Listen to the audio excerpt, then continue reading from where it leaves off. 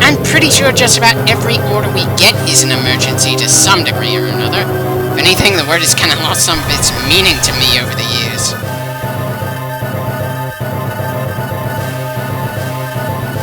I'm not too sure a brain in a jar can be fully called robotic. Perhaps cybernetic?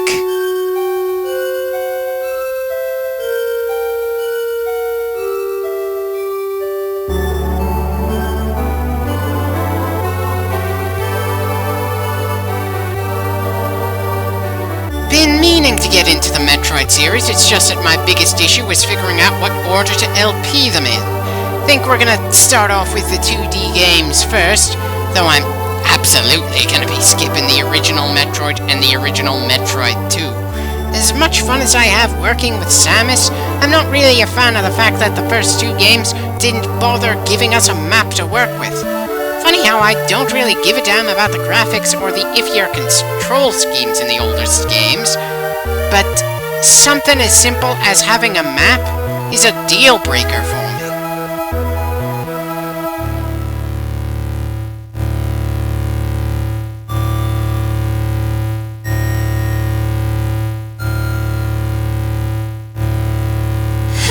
Well, I'm certainly not going to be throwing around missiles, as much as the guy who did the demo bit in the intro of the game. Going to save those for the bosses.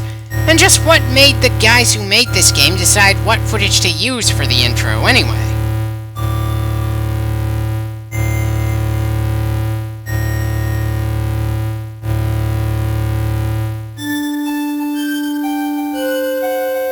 Why the hell does the minimap imply Samus has already gone through this area, when the only way to get through here was to grab that missile upgrade?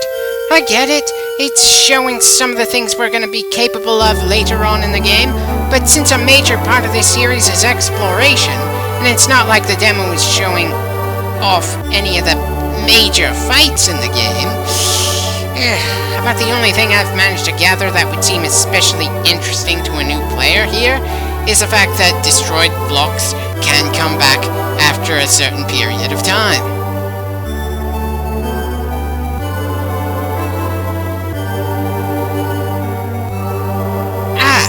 Finally showing a boss fight. Not an important one, but